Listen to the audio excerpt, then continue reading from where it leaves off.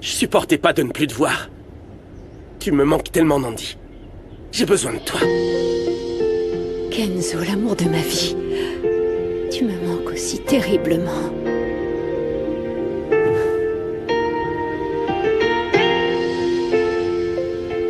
Oui. Bien, je vous suis très reconnaissante de me tenir informée sur Phobo. Oui, je reste joignable, merci. Ah, mon Dieu, je vous en prie. Comment vont mes enfants? Un médecin va venir parce que Gala s'est évanouie. Quoi?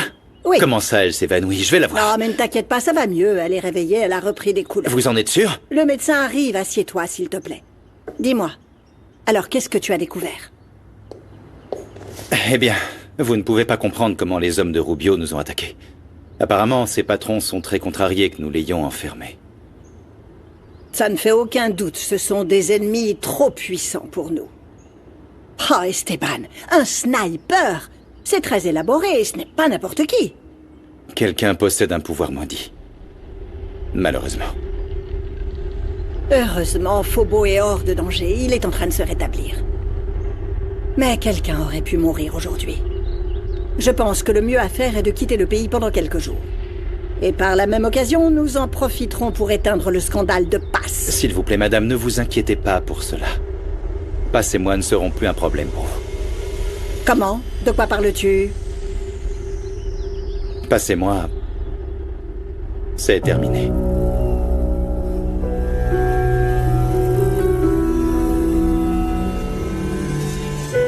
J'arrive pas à croire qu'on ne s'était même pas rendu compte de tout ce que tu m'as dit, Gala. Un problème alimentaire, c'est super sérieux. Je sais, Bosco. Mais c'est quelque chose que je peux pas contrôler. Je me vois dans le miroir et j'accepte pas ce que je vois. Je me sens pas bien dans ma peau. Arrête de dire ça. T'es magnifique. Et je dis pas ça parce qu'on fait partie de la même famille. Ce n'est pas ce que je ressens, Bosco. Tu ne sais pas ce que c'est que de se regarder dans le miroir et de se dire qu'on se déteste. Je n'aime pas ma façon d'être. À chaque seconde de mon existence, je panique. Pourquoi? Que si je mange, je vais grossir. Que les gens vont cesser de m'aimer, que je vais cesser de m'aimer moi-même. Tu sais comment sont les gens si tu prends du poids? Non. Gala. Même si tu prenais plus de poids, ça n'enlèverait pas ce que tu es. Tu restes toujours une fille merveilleuse et avec un grand cœur. Mais toi, tu n'es pas tout le monde, Bosco. Les gens sur les réseaux sont cruels et critiquent tout. Parfois, je sais même pas ce que je suis, qui je suis. Oui. Ça, je peux comprendre. Je te jure, quand je regarde mes clips et mes photos, je déteste de tout mon cœur me voir un petit peu grosse. Je peux plus le supporter, je mets des filtres, des choses, mais quand je me vois dans le miroir, c'est pire, ça me donne envie de me faire du mal, de me frapper. J'en peux plus. Pour manger, parce que je ne fais que m'entendre me dire que je ne suis pas assez bien. Doucement, j'en Gala, peux plus. doucement. Arrête. Assieds-toi. Dis pas ça, enfin. Ce ne sont que des mensonges. Je sais pas quoi faire pour changer. En plus, maintenant, tout le monde m'a vu vomir. Je sais pas quand ça a commencé, Bosco, et j'ai très peur. Gala. Je t'aime et je te jugerai jamais. T'as déjà accepté ta maladie, tu peux demander de l'aide. J'ai aussi très honte de comment vont réagir papa, Yaya et Eder. Non, tu peux pas garder ça pour toi. J'ai déjà perdu maman et je veux pas perdre ma sœur. Pense à papa, pense à Eder. Pense à moi. On a tous les trois besoin de toi.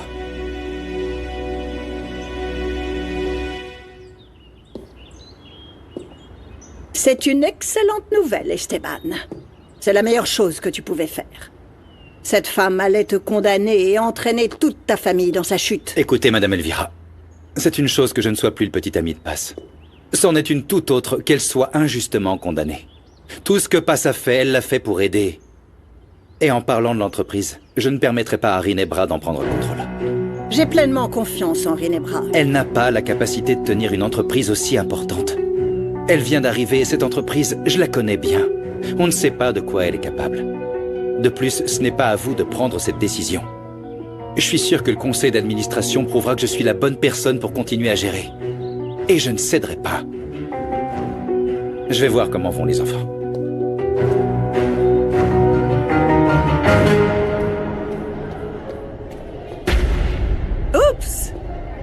Il est clair que j'ai menti. Je suis à des années-lumière d'être ta sœur. Qu'est-ce que tu veux, Rinebra? Es-tu stupide? Bien sûr, je suis venue me moquer de toi. Tu ne voulais pas me voir, donc... Je me suis fait passer pour ta sœur que tu as tant envie de voir pour te piéger. C'est quoi ton problème?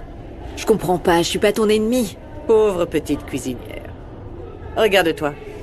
Les membres de ta famille ont déjà quitté cet endroit et tu te retrouves seule ici, prisonnière.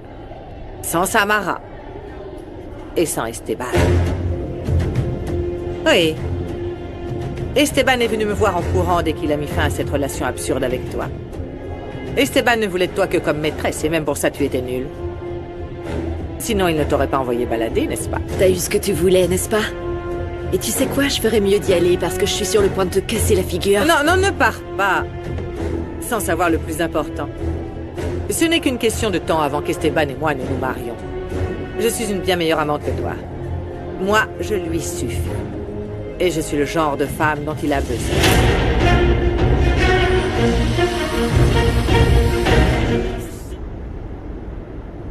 Oui, Esteban a rompu avec moi.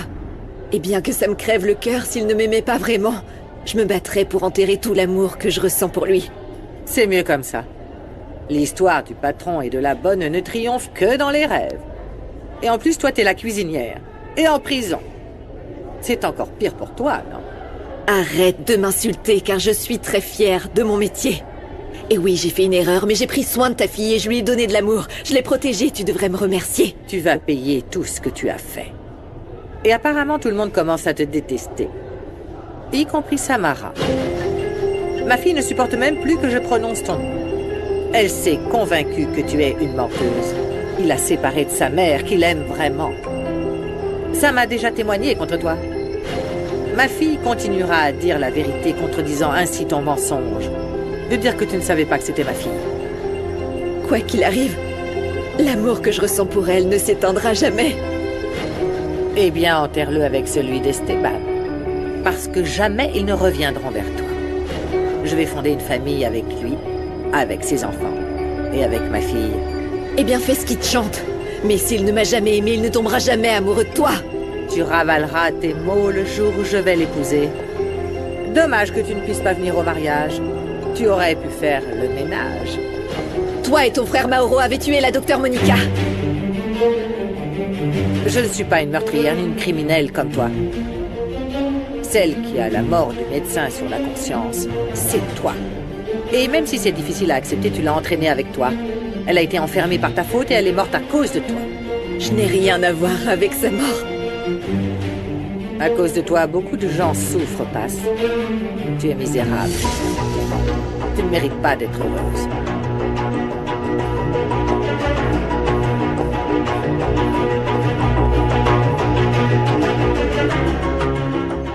Qu'est-ce qui va pas, papa?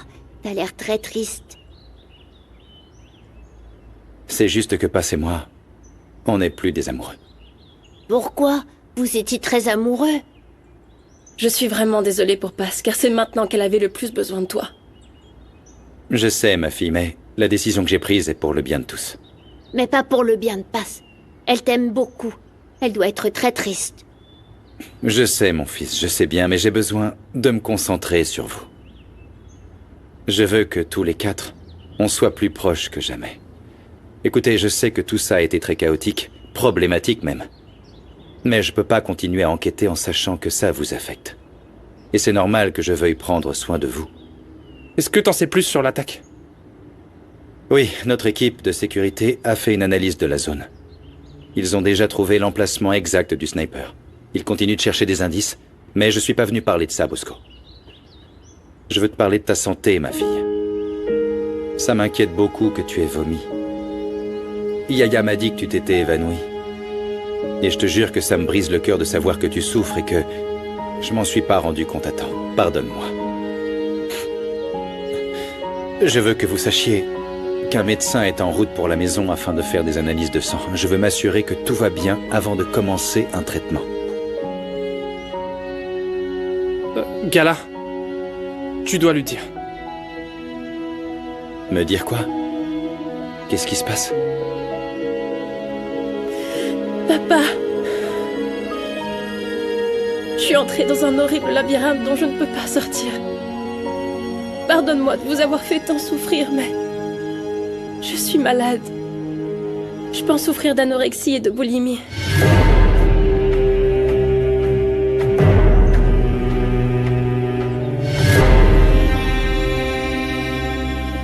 Ah, mon fils, l'éducation que je t'ai donnée, c'était pour que tu apprennes à faire face à tes erreurs en les assumant. Je te l'avais dit.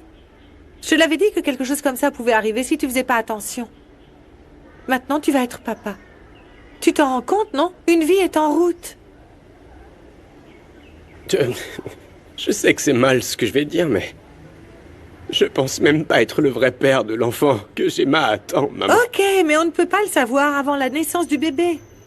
Mais écoute-moi. Si l'enfant est le tien, tu en seras responsable. Tu ne vas pas l'abandonner comme ton père l'a fait avec nous, tu m'entends?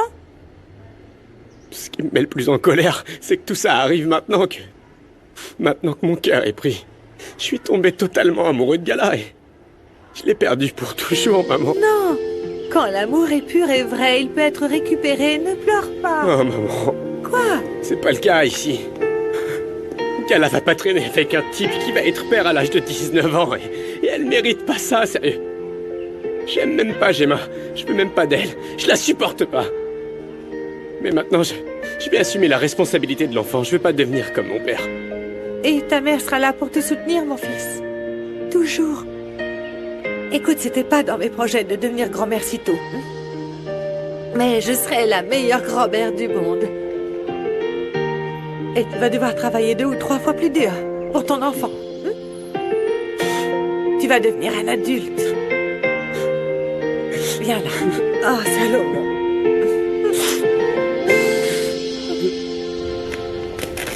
Quoi de neuf, ma reine? Tortuga, laisse-nous seuls. Oh. Gemma, Tortuga. Gemma! Quoi? Tu fais vraiment des étincelles. J'aurais jamais pensé tomber enceinte à mon âge. En tant que forgeron, j'essaie toujours d'assembler les pièces, mais c'est plus possible avec ma vie. Pardonne-moi de te demander ça, mais c'est vrai que tu es enceinte? Je peux comprendre que Salomon et les Roblés doutent de moi, mais pas ma famille. T'es ma marraine, tu devrais me soutenir et pas douter de moi. Désolée, Gemma, mais t'as été obsédée par Salomon pendant si longtemps que ça me fait douter. Je ne mens pas, t'as vu les preuves et les tests. Je suis vraiment enceinte de Salomon, ça ne fait aucun doute, ma reine. Tu vas être confrontée à beaucoup de choses. Salomon ne voudra jamais t'épouser. Tu vas être une mère célibataire, c'est ce que tu veux? Qu'est-ce que tu veux que je fasse? Qu'est-ce que tu crois? Je m'en moque vraiment pas, mais y a rien à faire. On peut arrêter la grossesse. Je te soutiendrai. Où est-ce que tu veux vraiment ce bébé? Bon, je ne pense pas qu'Esteban va apprécier le fait que tu t'intéresses à la même femme.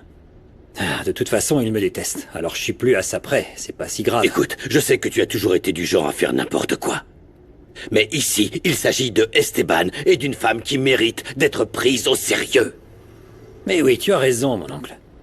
Paz est une femme formidable. Elle a éveillé ma curiosité, ma compassion. Ça me donne envie de la protéger, de l'aider. Attends. D'ici jusqu'en Chine, il y a des codes. Et tu ne pédales pas sur les vélos des autres pour l'amour du ciel. Surtout quand il s'agit de quelqu'un de si proche. Esteban est presque ton frère. Mais écoute, quelque chose me dit que la relation entre Esteban et Paz n'a pas d'avenir. Oui, forcément, si tu t'interposes. C'est juste que je me suis juré que la prochaine fois qu'une femme m'intéresserait, je me battrais pour son cœur. J'attends simplement que Paz soit totalement libre pour que je réalise ce désir que j'ai pour elle. Oh, je vous jure, celui-là. J'ai commencé à ne plus manger et à vomir depuis un certain temps. Comment ça? C'est pas quelque chose de récent? Non. C'est quelque chose que je cache depuis longtemps. C'est juste qu'avec le temps, je l'ai fait plus fréquemment. Comment c'est possible que je m'en sois pas rendu compte à temps? La même chose s'est produite lorsque j'ai découvert que Bosco vapotait. Les enfants, je pensais que j'étais très proche de vous, comme votre ami, enfin. J'ai été absent. Pardonne-moi, mais je me rendais pas compte que mes enfants souffraient à cause de moi. Ce n'est pas de ta faute. Non, bien sûr que c'est ma faute, Gala. Je devais garder les yeux ouverts. J'aurais dû passer moins de temps au bureau et plus de temps ici pour voir les signes. Même Paz m'a prévenu quand elle a appris que tu te sentais mal. J'ai tout fait pour le cacher.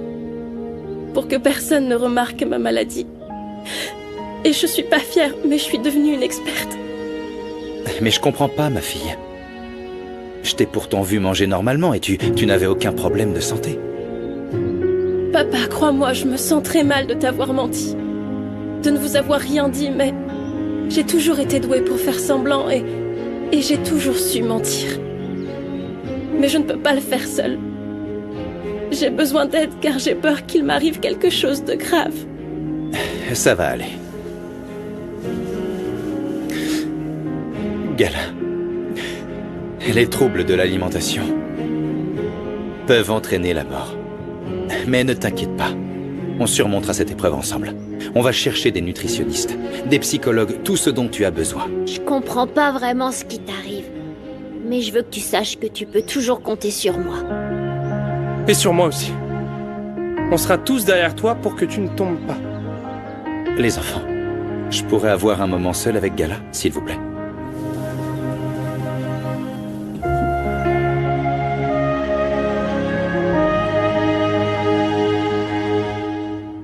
Esteban voulait me battre, mais c'est lui qui est en train de tout perdre. Notamment sa bien-aimée Paz. Bah, j'ai réussi à les séparer. C'était la première étape de mon plan. Il faut simplement que ce soit clair pour toi que nous ne pouvons rien faire contre Sam ou Monito. Ne me dis pas ça, tu sais à quel point j'ai envie de lui donner un coup de ceinture. Elle m'a désobéi. Dans la déclaration contre Paz. Ils ont peut-être une connexion. C'est comme si elle savait qu'elles sont mère et fille. Oui, c'est ce qu'on appelle l'instinct. Le sang appelle, c'est peut-être vrai. Prends Elvira, par exemple. C'est des foutaises. Ce que j'attends d'Elvira, c'est qu'elle me soutienne dans mon plan contre Esteban. Au fait, explique-moi comment fonctionne ce que tu lui as injecté. Viens, assieds-toi ici et je t'explique. Ce qu'on a injecté à Esteban est un traceur d'animaux. Nous n'avons donc pas à nous soucier de la batterie. Imagine qu'il s'agit d'une puce. Alors tu sais donc exactement où il se trouve à tout moment? Et ça nous permet de l'espionner? Non, quand même pas, parce que ce n'est pas non plus un liquide magique. Mais ça nous permet de savoir exactement où il se trouve et nous devons alors surveiller tout le reste. Je t'explique. En sachant où il se trouve, je peux brouiller tous les appareils qui se trouvent à proximité en piratant n'importe quoi. Et comme ça, nous avons les yeux et les oreilles partout. Le téléphone d'Esteban, le téléphone de Gala, les caméras de sécurité, les microphones. Nous l'avons complètement encerclé. Exactement. Il ne nous échappera jamais. On sera au courant de chaque pas, de chaque mot, à chaque fois qu'il respire. Chaque minute, je me sens plus proche d'être la propriétaire de la fortune des villas des Cortés. C'est pour bientôt. Mais je vais emmener Sam et Monito au parc pour que tu ne puisses pas t'en prendre à eux. Mets-les hors de ma vue. Ouais.